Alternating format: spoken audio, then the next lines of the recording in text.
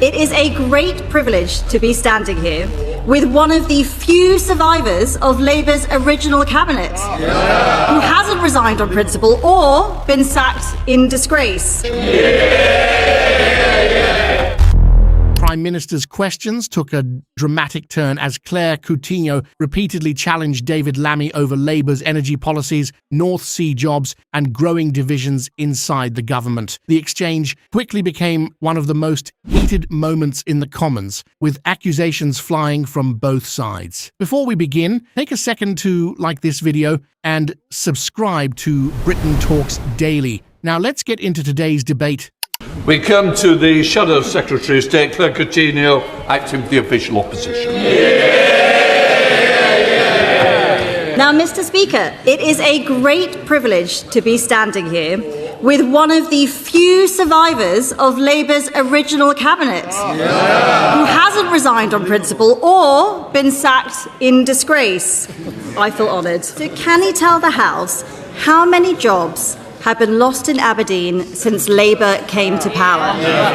Claire Coutinho opens with a sharp political attack, joking that David Lammy is one of the few original cabinet ministers who has neither resigned nor been dismissed. While the remark is designed to draw laughter, she quickly shifts to a serious policy issue by asking about job losses in Aberdeen. The question reflects Conservative criticism of Labour's energy strategy, arguing that restrictions on North Sea oil and gas are putting thousands of skilled jobs at risk in one of Scotland's most important energy hubs. The Prime Minister. I remember when the Energy Secretary championed net zero. She said in 2023, we cannot prosper, nor can our children flourish if we don't decarbonise energy. Rather than answering the question directly, David Lammy turns the spotlight back on Claire Coutinho by quoting her previous support for achieving net zero emissions. His response is intended to expose what Labour sees as an inconsistency in the Conservatives' position on climate policy. Instead of focusing on employment figures, Lammy argues that the long-term transition toward cleaner energy remains essential, suggesting that previous Conservative ministers also accepted the need to decarbonise Britain's economy. Mr. Speaker, let me help him out. 1,000 people are losing their jobs every month in places like Aberdeen South because of Labour's policies. They say those oil and gas workers can get new green jobs, but what they don't say is those salaries pay half as much. So can he tell the House how he would feel if the government forced him to take a 50% pay cut? Unsatisfied with the response, Claire Coutinho returns to the issue of employment and wages. She claims that around 1,000 workers are losing their jobs each month in Aberdeen and argues that many of the proposed green energy roles offer significantly lower salaries than traditional oil and gas employment. By asking how anyone would feel about taking a 50% pay cut, she attempts to personalise the economic consequences of Labour's energy transition and shift the debate toward the impact on working families. Deputy Prime Minister. The Honourable Lady used to be an investment banker, and she's got her facts wrong.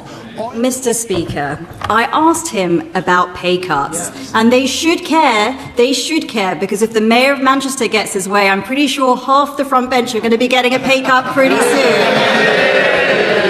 If everything's so hunky-dory, why did half his defence team quit last week? Mr. Speaker, they won't find the money to keep our country safe, so let's go through some of the things they can find the money for. Millions of pounds to build solar farms in the Congo, tens of millions of pounds on an experiment to dim the sun, and they are turning down £25 billion in tax revenue from the North Sea to please their out-of-control Energy Secretary. Does he really think that any of that is more important than defending our country? David Lammy dismisses Claire Coutinho's figures, accusing her of getting the facts wrong. However, Coutinho quickly regains control of the exchange by broadening her criticism beyond energy policy. She links internal Labour disagreements, defence spending, overseas renewable energy projects and North Sea tax revenues into a wider argument about the government's priorities. Her strategy is to portray Labour as spending money abroad while sacrificing domestic jobs, energy security and economic growth at home. Deputy Prime Minister. We've said that more spending on defence is our number one priority in this spending review and the next spending review. In his closing response, David Lammy attempts to steer the discussion back toward the government's central message by insisting that increased defence spending remains Labour's highest priority in the upcoming spending review.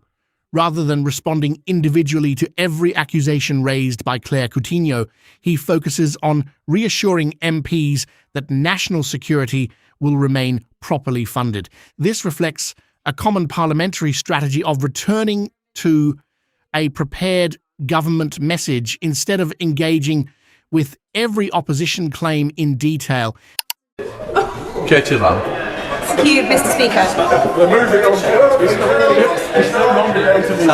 Thank you, Mr. Speaker.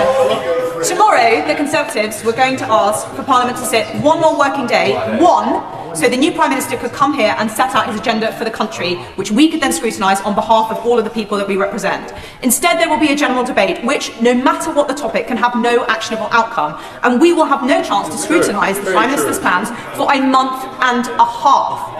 I asked the Leader of the House very genuinely, how does he think that looks to the people who send us here? Mr. Speaker, and I thank the Honourable Lady for reminding us what tomorrow was going to be about, because we didn't know, is the answer. We didn't know, and as a result, we might have known when it was, we might have known tomorrow, but we certainly didn't know today. It is the point, actually. It is the point that if you're setting something up which the Honourable Lady says is so important, why is it that no motion was actually put down in the tabled in order to set out what the debates would be? Because that is a denial. It's all right for their side to prepare for that, apparently, but it's not a good one. If that's the case, it's irrelevant. What I'm talking about, Mr. Speaker, what I'm talking about is a situation which is erupting once again in the Middle East, and I think people that are listening to this, Mr. Speaker, and watching, will do so with a degree of incredulity that the party opposite was preferring to go down a route of playing some weird political game while the Middle East is on the brink of conflagration.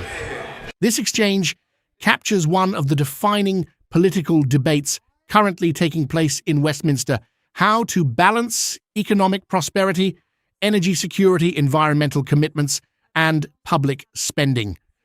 Claire Coutinho argued that Labour's approach to North Sea oil and gas is already costing well-paid jobs, particularly in Aberdeen, and questioned whether green energy employment can realistically replace those roles without reducing workers' incomes. Her broader argument was that government priorities should focus first on protecting British jobs, strengthening national defence, and making full use of the domestic energy resources. David Lammy, on the other hand, defended Labour's overall direction by pointing to previous Conservative support for net zero and insisting that investment in defence remains the government's highest spending priority. Rather than accepting the opposition's framing of the issue, he sought to present Labour's policies as part of a longer-term strategy that balances economic growth with the transition to cleaner energy. As with many exchanges during Prime Minister's questions, the debate featured sharp political attacks, competing statistics, and very different interpretations of the same policy choices. Viewers should remember that both government and opposition use PMQs not only to scrutinise policy, but also to persuade the public. That's why it's always worth looking beyond the headlines and considering the evidence behind the arguments made by each side. Now it's over to you. Do you believe Labour's energy policies are putting too many North Sea jobs at risk? Or is the transition to green energy necessary for Britain's long-term future? Share your thoughts in the comments below. We always enjoy reading different perspectives and respectful debate. If you found this analysis helpful, please leave a like and subscribe to Britain Talks Daily. We bring you regular coverage of Prime Minister's questions, Westminster debates, House of Commons exchanges, and the biggest stories shaping UK politics. Turn on notifications so you never miss a new analysis, and thanks for watching. We'll see you in the next video.